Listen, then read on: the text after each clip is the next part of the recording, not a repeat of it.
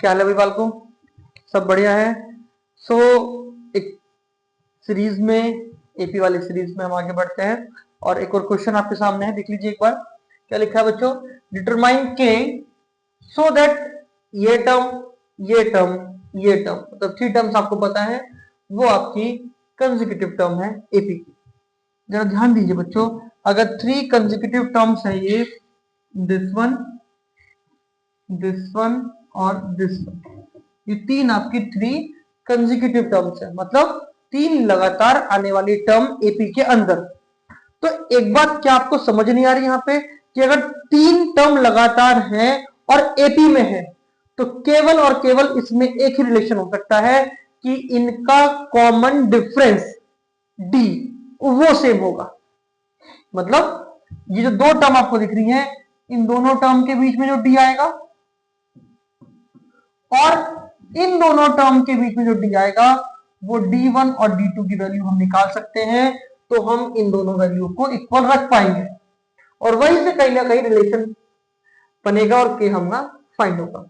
d1 find करते हैं। सबसे पहले अगर आपको d1 फाइंड करना है तो क्या होता है formula, a2 minus a1।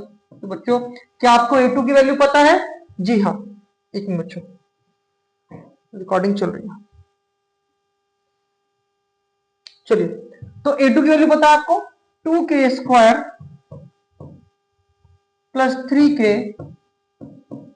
Plus 6 minus, क्या बच्चों आपको a1 की वैल्यू पता है?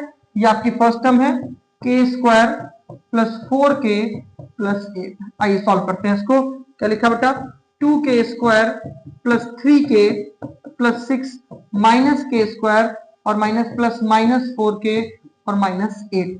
यहां से आप सॉल्व कर पाओगे। 2k स्क्वायर में से k स्क्वायर गया तो आपका 1k स्क्वायर बचा, 3k minus 4k minus 1k और प्लस 6 और माइनस 2, ये आपके d1 की वैल्यू आ गई। इसी तरीके से हम d2 की वैल्यू बच्चों फाइंड कर सकते हैं। d2 क्या होगा भाई, d2 क्या होगा, d2 इन दोनों के बीच में डिफरेंस है तो third term minus second term, ये इसका फॉर्मूला होगा, third term minus second term. आइए बच्चों, क्या है थर्ड टर्म? थर्ड टर्म आपके पास है 3k square plus 4k plus 4 minus, आपके पास सेकेंड टर्म क्या है बच्चों, 2k square plus 3k plus 6। इस तरह से आपके पास 2 टर्म्स हैं। आइए सॉल्व करते हैं। 3k square plus 4k plus 4 minus 2k square और माइनस प्लस माइनस 3k और माइनस 6। अब इसको अगर आप सॉल्व करोगे, 3k square minus 2k square that is k square, 4k minus 3k 1k और 4 माइनस 6 माइनस 2, ये आपकी d1 की वैल्यू है बच्चों।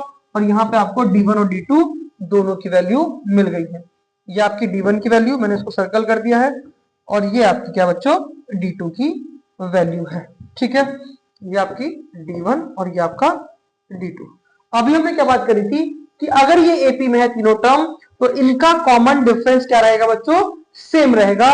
डी इन दोनों का सेम होने वाला है, तो d1 और d2 क्या रहेंगे बच्चों, यहाँ पे सेम रहेंगे। तो d1 is equal to d2, ये करने वाले हम लोग। d1 की वैल्यू कितनी है बेटा, 1k square minus 1k minus 2, और d2 की वैल्यू कितनी है बेटा, k square plus 1k minus 2।